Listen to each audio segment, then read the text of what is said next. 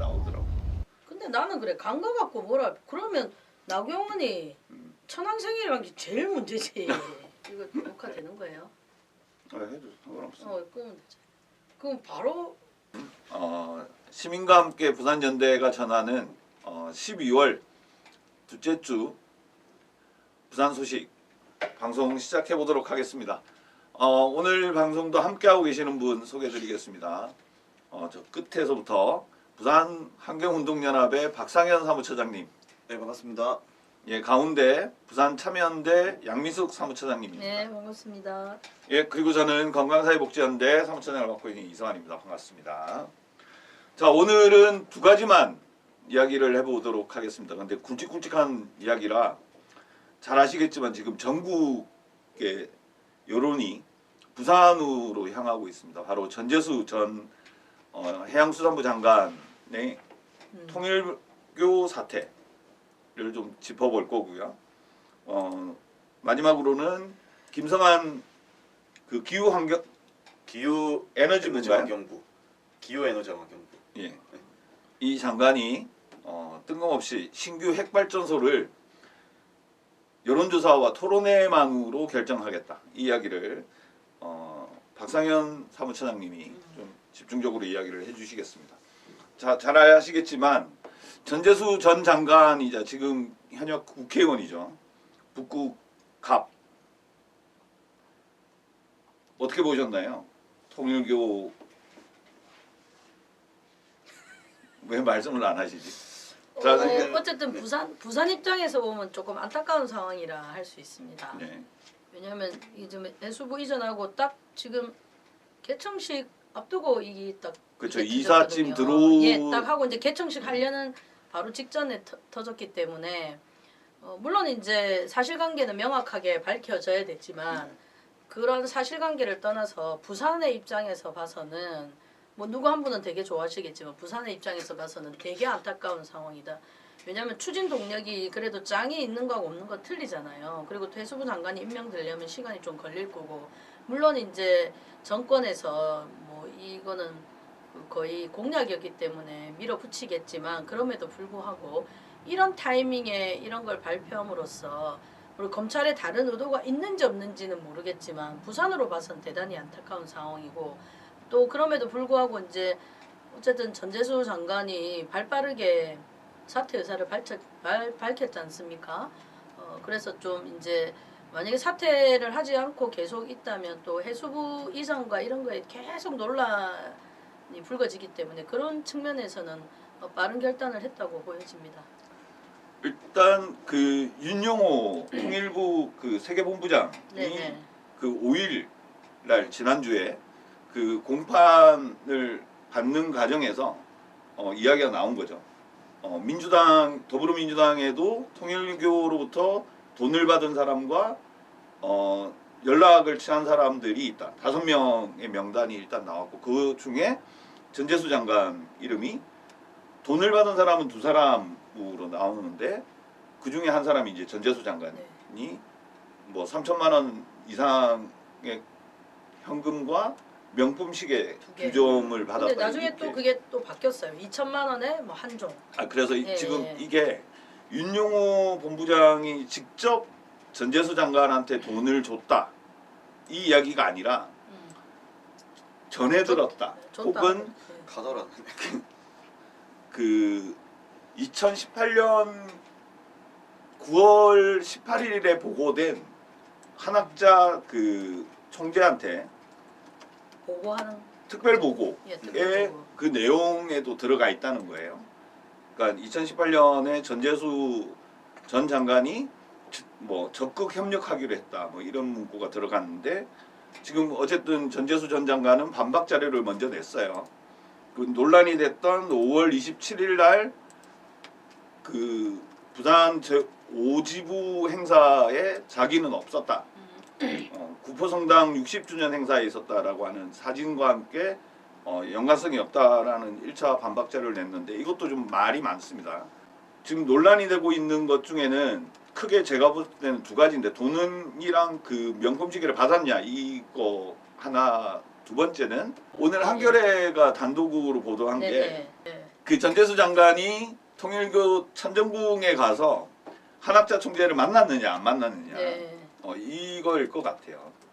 그래서 지금 더불어민주당은 오늘 그 기자회견을 해서 해수부 장관이 없지만 해양수도부단을 만드는데 전혀 문제 없다. 더불어민주당이 적극적으로 협력하고 추진하겠다 이런 입장을 밝히는 기자회견을 하는 자리에 지역위원장들 대부분 다 참석을 하더라고요. 제가 봤을 때 이거는 제 뇌피셜입니다. 예.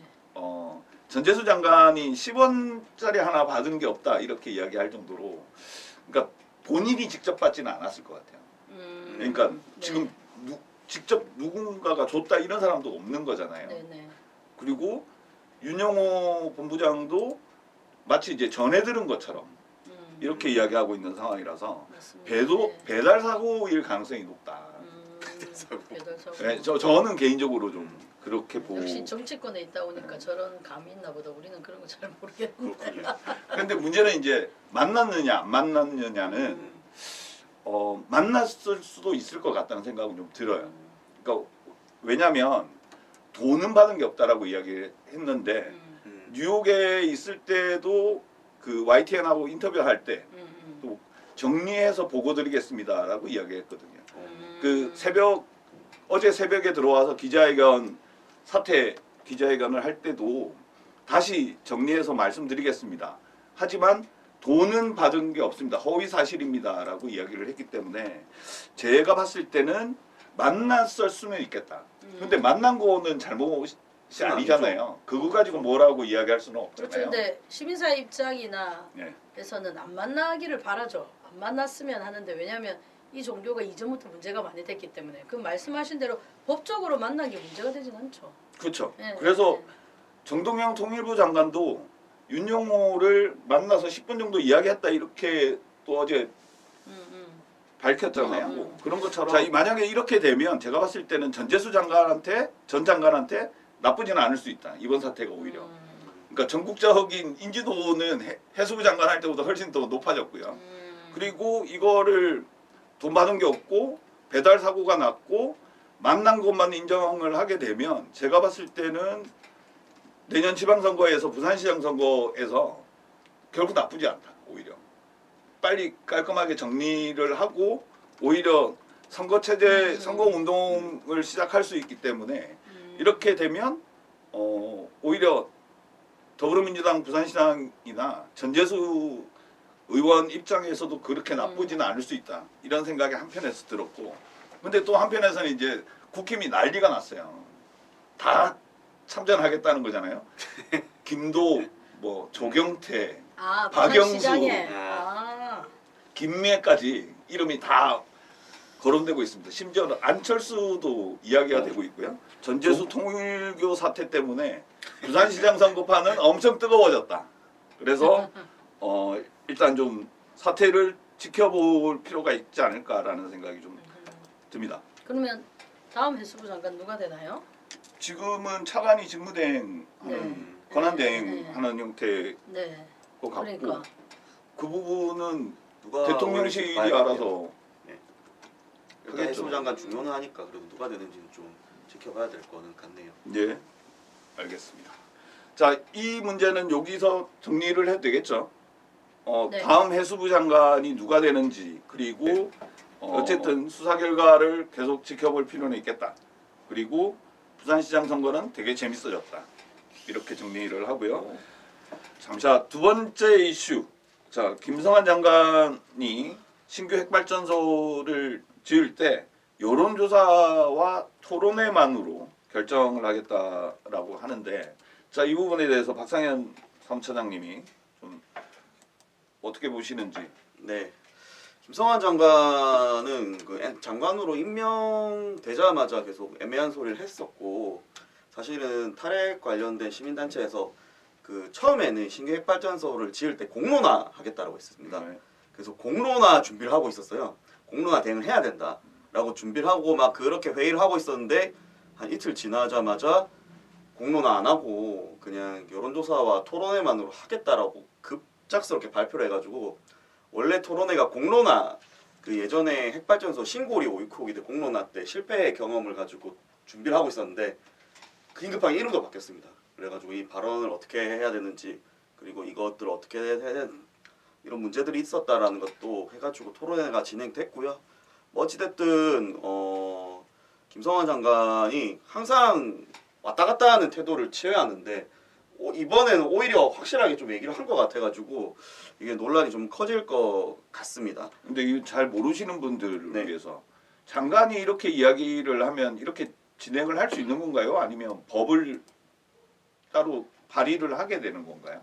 아니 핵발전소를 하는데 공론화를 해야 되고 토론을 해야 되고 여론조사를 해도 그런 거 없죠. 그냥 정부 정책으로 네. 할 수 있는 거죠. 근데 문재인 대통령 때 신고리 오르코기에 대한 반대가 많고 그리고 점진적으로 탈핵을 선언하면서 고리 1호기 폐로를 선언을 했잖아요. 그러면서 점진적으로 탈핵을 하겠다 했고 그런데 신고리 오르코기는 딱 들어오기 직전에 논란이 되었기 때문에 그럼 이거는 지금 이제 할지 말지 딱 시작 단계이기 때문에 그러면 공론화를 하자고 했는데 공론화에서 이제 어쨌든 신고리 오르코기를 건설하는 걸로 했죠.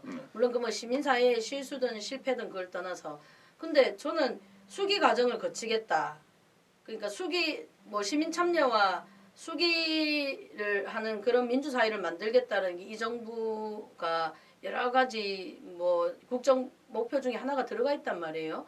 그럼 그 수기 과정의 여러 가지 중에 하나가 공론화예요. 그리고 지금 뭐 아주 반대가 많고 그리고 지금 요 신규 핵발전소를 세울 만한 데가 없어요. 그렇다면 당연히 공론화 이렇게 가야 되는데 그거를 갑자기 뒤집고 아니 핵발전소를 짓는데 이렇게 어마무지한 정책을 짓는데 그게 토론회하고 여론조사로 한다. 근데 지금 핵발전소에 대한 여론은 사실은 정확한 정보가 전달된 채로 여론이 형성되는 게 아니란 말이에요. 그쵸. 예.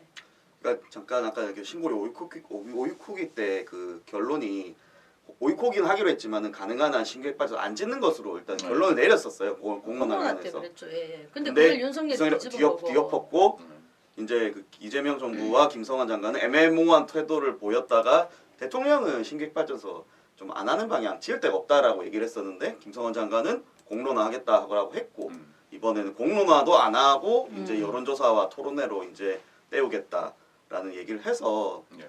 좀 논란을 자초하고 있습니다. 근데 자초하고 이제 있습니다. 김성환 장관은 국회의원 시절에 그러니까 윤석열 정부 때 그 탈핵 진영에서 되게 소통도 많이 하고 뭐 아니지 않나요? 엄청 아니요. 싫어하는데 어쨌든 제일 소통을 많이 했었어요. 소통은 했다. 네, 그리고- 결렬이 됐었습니다. 네. 그런데 그럼에도 불구하고 이런 상황을 잘 알고 있는 네.